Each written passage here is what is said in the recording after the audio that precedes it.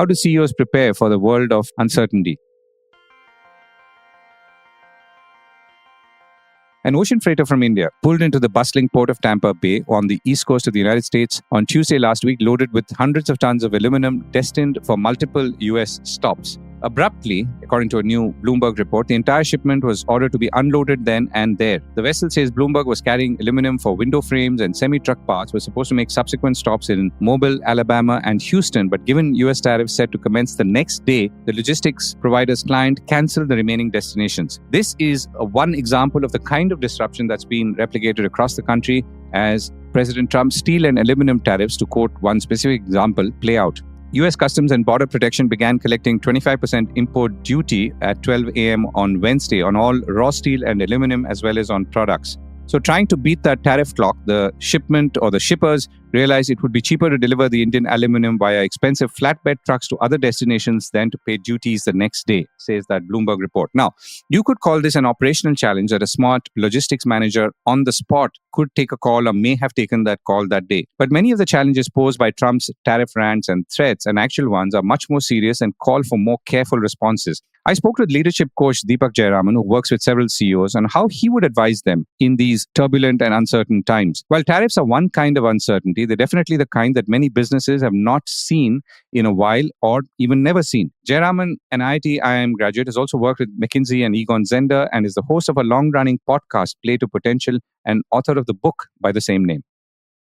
So thanks for having me on your show, Govind. And while I'm no expert on the strategy in this context, but maybe if we think about what's the leadership imperative in terms of coping meaningfully in these times, I think 3-4 themes come to mind, Govind. One is, I think, the bar on contextual awareness, I feel, goes up, right? I think given the number of moving pieces, just reading the situation with granularity, I think goes up. This could be done in many ways, right? Some of the leaders I work with, we get into conversations about how are you interfacing in the ecosystem? Are you talking to the multiple actors in the value chain? Are you getting a sense of what's going on? Because there are many moving parts, and sometimes, the way you see a situation might just be one sliver, but maybe there are different perspectives to be taken. In the context of the podcast I run, Play to Potential, one of my guests was Amy Edmondson of Harvard, and she uses an interesting term, naive realism. And she says that we run the risk sometimes of seeing situations just from one prism, but are you talking to multiple people and forming a rich understanding of what's going on? So that's one, contextual awareness. I think the bar becomes higher. The second is just the quality of listening. I feel sometimes, especially a lot of leaders who come from the traditional stable, sort of come from a little bit of a command and control kind of a paradigm. But I think in these times, the way you listen becomes important. Are you listening to win or are you listening to learn? Right? Again, that's a distinction that we end up spending time with some of the coaches I work with. And the third, I would say, is just in terms of how you take decisions. I feel, test and iterate as an approach beats sort of plan and implement, where you sort of make a plan and sort of see it through. I think we need to have a feedback loop where you say, okay, let's review this in a couple of weeks. Let's review this in a month. Are we making the right kind of assumptions, et cetera, et cetera? I see leaders also over-communicating a lot more, given the uncertainty. Sometimes, when you run the numbers, the feasibility of certain business models or certain assumptions or certain pathways might change. And I'm sure that leads to angst internally as well in terms of what does it mean in terms of jobs, sort of layoffs, et cetera. So I find effective leaders are sort of tuned into that and sort of communicate transparently with vulnerability. And lastly, I would say these are also situations where, sometimes when the mind gets flooded with too much information and there are too many moving parts, there's a tendency to react and not respond. And what I mean by that is you might not be nuanced in the way you come across. You might snap, you might do something silly, sort of the animal response of fight, flight, or fright.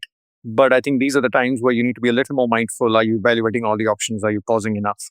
So I think those are the few thoughts that come to mind from a leadership perspective.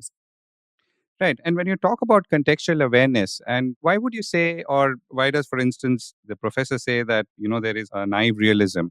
Is it because there's only that much, let's say, granular focus a business leader can have? Because I'm sure a leader would depend on teams and so on. So what is the missing link here? And how does that missing link become critical at a time like this? It's because of the missing link is the interdependency of decisions and value chain, right? Sometimes when you're part of a system, your decisions are not taken in a vacuum. You're also, for example, how much inventory to build. Now it's a function of how the people upstream are planning their capacities, how the people downstream are planning the demand, etc., etc.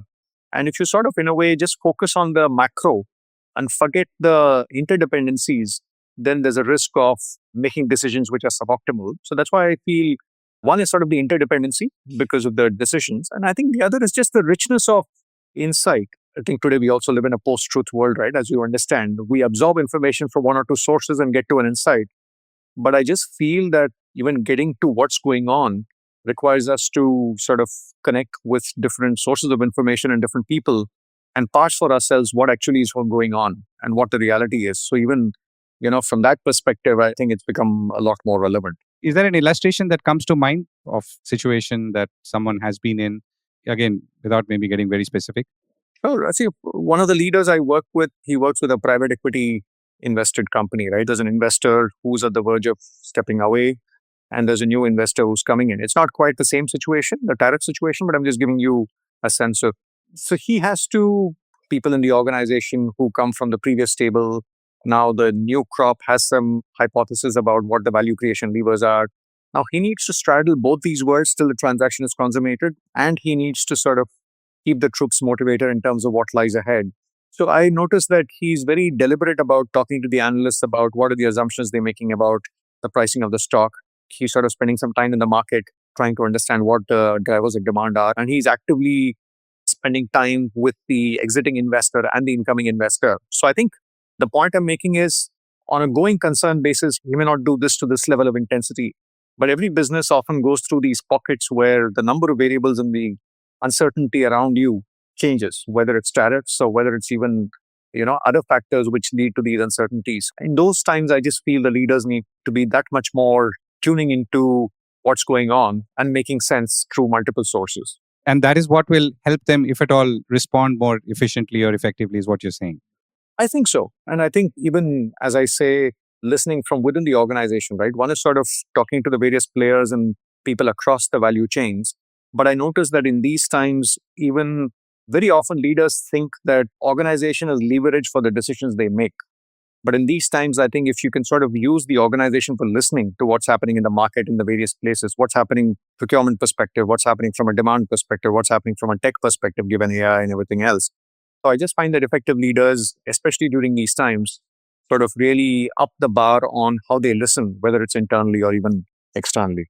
It's an interesting point when you say listening to win versus listening to learn. What's the distinction there? I mean, though it sounds logical, though I'd like to hear your. It's a little more pronounced, I think, in emerging markets like India, where I feel if we look at how we have to progress, I think it's Darwinian, where early years, whether it's school or college, you often need to be the person ahead of the pack you need to sort of be the first person with the answer to have the ticket to the next level. But I find that over time, what happens is, and that works, I feel, when you're growing within a function. If I take a typical organization, when you're growing, let's say in a finance function, you start as an analyst, blah, blah, blah, and all the way to the CFO. Very often you notice that you're the smartest person in the room. But when you move from a CXO to a CEO, whether it's a head of marketing to CEO or CFO to CEO, you're often leading people or working with people who are smarter than you often, very often. And number two, who are operating in domains where you don't have any clue. So in those situations, if you come across as a I know it all, then it's like an absolute derailer. So I just find that it's a combination of how we end up getting wired just because of Darwinian situations in terms of just moving ahead. But strangely enough, I find that the canvas flips, especially in the transition from a CXO to a CEO. And people that do too much of it either lead to, the other term Amy Edmondson uses is psychological safety, right? She says if you think you have all the answers over time, you either face silence or noise. People begin to posture to you or they stop speaking to you. So that's another challenge that leaders have to grapple with. Right. You talked about over communication internally and keep people in the loop. I think the terms you used is candor, vulnerability, and authenticity. So the interesting thing here is that, and this is not a unique situation, but here in some ways, the entire risk, sort of the entire portfolio of risk is exposed to everyone. This is not something that is creeping up, which only, let's say, the leadership knows, and they have to figure out do preventive management or preventive communication. This everyone knows because everyone can read the news and so on.